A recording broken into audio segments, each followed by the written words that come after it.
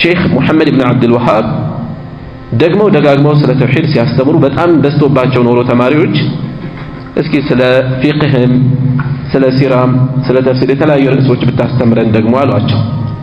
ኢንሻአላህ አስበበታለሁ አሏቸውና ከተለያዩ በኋላ የሆነ ሰው ጋር ተገናኙና ፊታቸው ቅጭም ይላል። ሰውየው ሲያናግራቸው ፊታቸው ይለዋወጣል። ከዛ ከሰውየው ጋር ከተለያዩ በኋላ ምን ሆነህ ነው አሏቸው ተማሪዎች። አይ ሰፈር ቀይሮ እዚህ ሰፈር የገባ ሰው እንዳለ ነገረኝ እና የሰፈሩ ቆሌ ጅን እንዳይጣላው እንደ እርድ እንዳረደ ዶሮ እንዳረደ ነግሮኝ ነው አሉ። አላህ ይህዲህ አላህ ይምራው አሉ ተማሪዎች። ለማንኛውም ተግባሩ በትክክል ተከስቷል የሚለውን ለማጣራት ሰው ልክ ያለው አሉ። ከዛ በቀጣይ ቀን ላይ ደርስ ሊጀምሩ ሲሉ የትናንትን ጉዳይ የሚያጣራ ሰው ልክ ነበር። ሰውየው ለሽርክ አላረገም፣ ነገር ግን በእናቱ ላይ ዝሙት ፈጽሟል አሉ። በዚህን ጊዜ ተማሪዎች ተቆጡ በኃይለኛ። ይሄ ዝም መባል የለበትም ከባድ ክስተት ነው፣ እንደዚህ ነው ተንጫጩ። እኔ እኮ ተውሂዱ የገባችሁ መስሎኝ ነበር፣ ለካ ገና ናችሁ አሉ።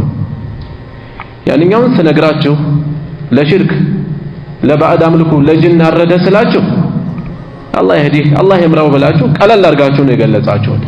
ዝሙት ፈጸመ ስላችሁ ግን በኃይለኛ ተቆጣችሁ። በእርግጥም ያስቆጣል እኮ፣ ግን የትኛው የከፋ ነው ወንጀሉ?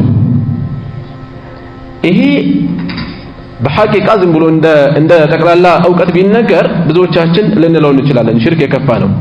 ወደ ተግባር ሲመጣ ግን ስሜታችን የምናንጸባርቀው ከሽርኩ ይልቅ ከሽርክ ያነሱ ክስተቶች ላይ የበለጠ ነው የምንጮኸው።